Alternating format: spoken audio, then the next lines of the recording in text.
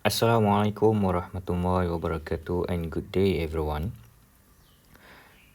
Today we will continue our lecture about a new chapter which is chapter 5, and we will discuss about numerical integration here. As you know, in the previous lecture we have discussed about numerical differentiation, and the integration is the antiderivative. So now we will discuss about numerical integration, and this is a little bit introduction. And as you know, this method involves in approximation of definite integral here. If you have definite integral from a to b of any kind of function, and we want to integrate with respect to x, for example, but we don't know what kind of fx here. Fx here, maybe it is complicated, or maybe it is very difficult to evaluate analytically by using any approach that you already know. For example, by using substitution by part, and then the numerical integration is needed. This one, the function to be integrated is complicated, and therefore it is difficult to integrate. And sometimes from the experiment we also can have a tabulated function, meaning that at certain point that function, or at certain point we have that kind of value, and so that we cannot integrate analytically by using substitution and so on. And in this case also we need to use numerical integration.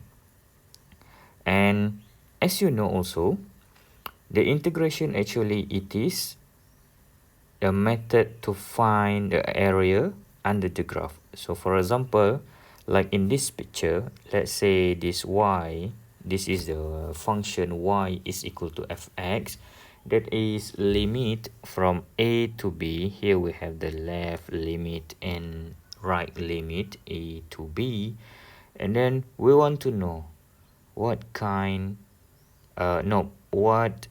is the area under this graph, or what is the area of this graph.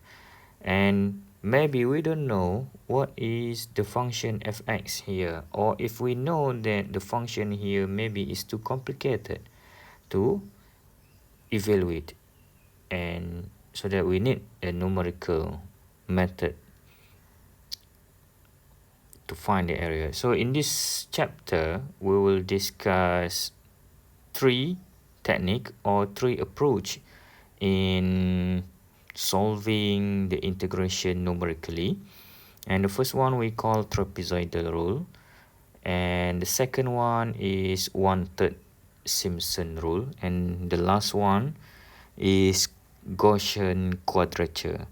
So here the quadrature here, actually it is other name about integration. So sometimes integration also is called quadrature. And under this one we will discuss about 2 point, and I think, if I'm not mistaken, 3 point, but never mind, we will discuss one by one. So we will go with the trapezoidal rule first. So, and here as you can read, it is the simplest numerical integration that use polynomial of order 1. And here is some explanation you already know in the interpolation. If we have a tabulated function, and then we can approximate what is the kind of polynomial of degree n that we want, so that here we can get, since the trapezoidal rule is the simplest numerical integration that use polynomial of degree 1, so that by using Newton forward difference, this is the formula of order 1, polynomial of order 1. And then after that, let's say it is our function f(x), and from a to b, the limit of our integration, and then you just substitute, and what we will have is this formula. And this formula is called area of trapezium. So basically the trapezium, it is something like this. The shape, it is like that. Okay, so this is one way how to show how to solve that the area of or trapezoidal rule by using Newton forward.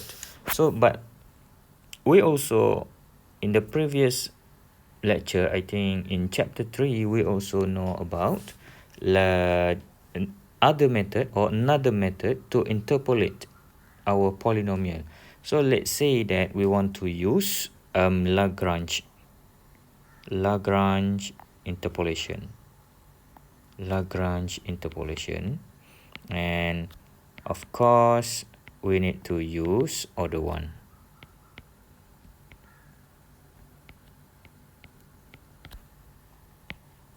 This is other alternative that I want to show it to you. So as you remember that the Lagrange interpolation, the Lagrange interpolation of degree 1 is given by P1x is equal to L0 x F0 x plus L1 x F1 x, where your L1 or Li is equal to the multiplication of j equal to 0 to n, where your j cannot be 1, of x minus x j divided by xi minus xj. So in other words, this is also a little bit revision for you. And this is, so here we need to find our L0. And if you just substitute by using all the formula, what you will get here is x minus x1 divided by x0 minus x1 f0 x plus x minus x0 divided by x1 minus x0 multiplied by f1x. And let's say now we want to evaluate the integral from a to b, where your a is now is your x0 and b now is your x1 fx dx. And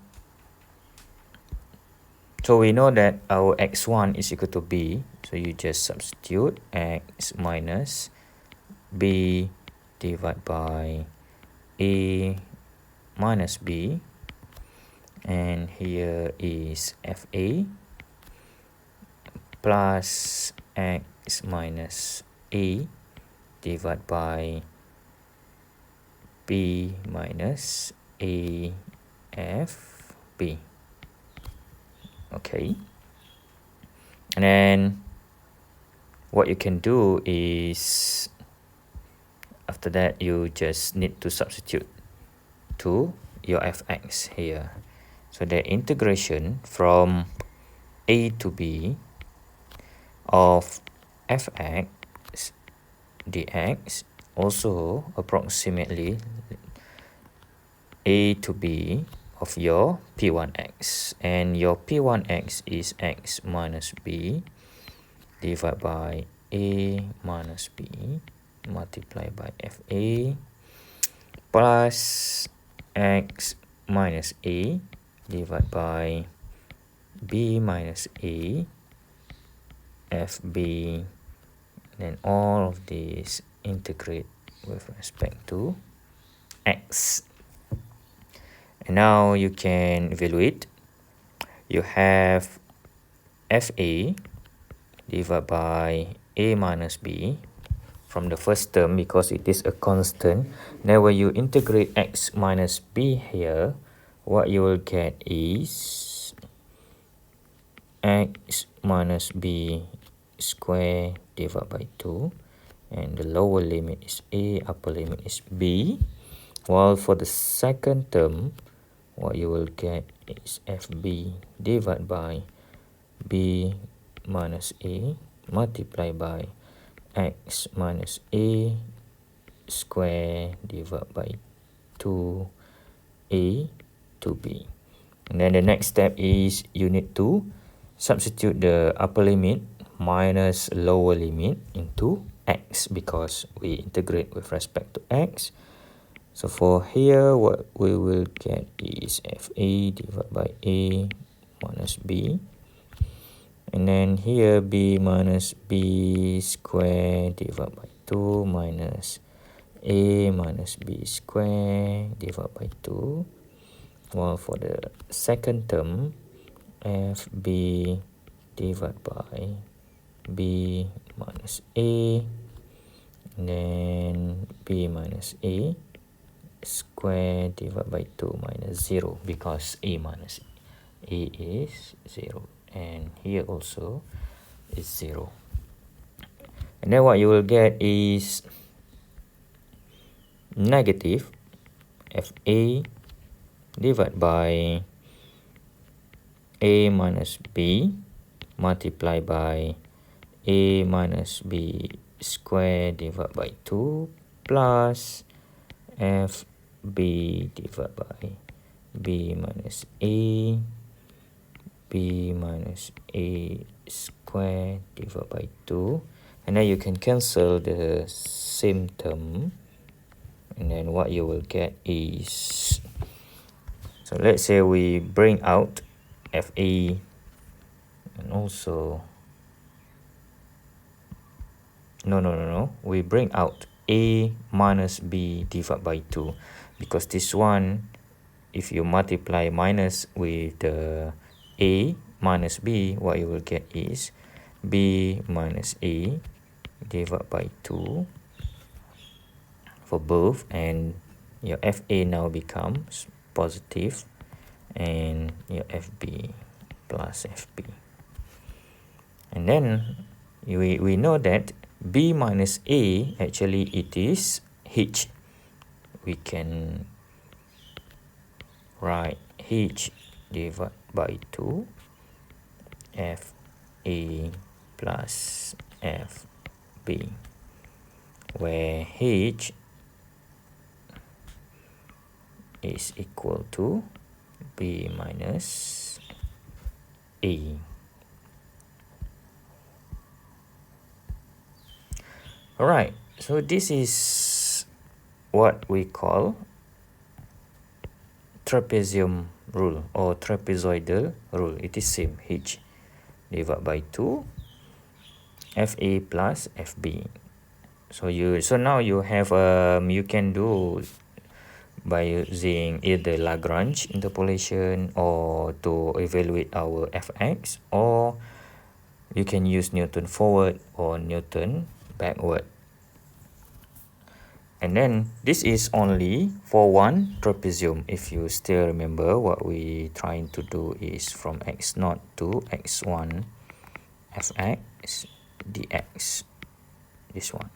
So now let's say what we want to do is to find the area under the graph. So the first step actually, or the basic idea, by using the formula of trapezoidal rule, what we do is we can divide our area under the function, our function, into sub interval, into many sub intervals. So now let's say we divide our area under the function under the graph into 6 sub interval. Here we have 6 sub interval, and then after that, for each interval we want to know, or we can evaluate the area for each sub interval. So we just use the formula that we just derived just now, and then you can get area A1 here plus area A2 plus A3, A4, A5 and A6, and then you just substitute. So this is from the first one, the second one, the third one, fourth, fifth and sixth, and then after all you just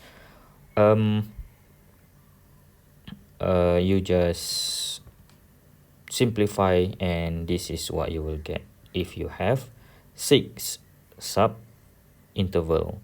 So you have one term for f0 and also f6, and the rest you must multiply by 2, because here you have half f1 plus half f1, half f2 plus half f2 here, half f3 here plus half f3, so that you will get this formula. Or in general with n sub interval, you will get this formula. The first and the last sub interval for that function, you don't need to do anything, but for the inside interval you need to multiply by 2. And as you can read, the composite formula is not given in the list of formula in your exam, so that you must know a little bit how to derive, or maybe you need to memorize. What you only be given in your final exam is from A to B, and then fx dx is equal to h over 2 multiplied by fa plus fb, or the formula for integration for one interval. And then if you have want to use for how many interval, you need to memorize a little bit the formula in general form. Okay, so now we want to apply the formula into the example here. So for the first example here, evaluate from 1 to 2 for the function x ln x dx for n is equal to 4. So you just apply. So for this one, you will get from 1 to 2. It is same. Maybe I no need to write. So maybe it approximate h over 2 multiplied by f0 plus f4, because it is a first left end and also right end. And then for the inside, in the middle is f1 plus f2 plus f3, because your n is 4. And you also can calculate what is your h. Your h is equal to 2 minus 1 divided by 4. Your b minus a divided by n, and then you will get your h is equal to 0.25. And your fx is here, x ln x. Your fx is equal to x ln x, and fx0 also is equal to f0 also is equal to x0 ln x0, and so on, f1, f2, f3 and also f4. So here we need a kind of table. It is easy for us to see where you do something wrong in your exercise or in your assignment, or the most important thing in your final exam. So here we need a table like this. Here is your xi, and then here is your fi is equal to xi ln xi. So now let's say because you have 4 subinterval, 0, 1, 2, 3, and 4, and then your x start from 1 to 2 here, you see, 1 to 2. So that, and your h, your space between point is not 0.25, so here is 1.25, 1.5, 1.75, and here is 2.0. And your fi, you just need to use your calculator, you substitute. So let's say your equation y is equal to x ln x, and then you just calculate. When your x is equal to 1, of course you will get 0, because ln 1 is 0. And if you put your value of x is 1.25, you will get 0.2789.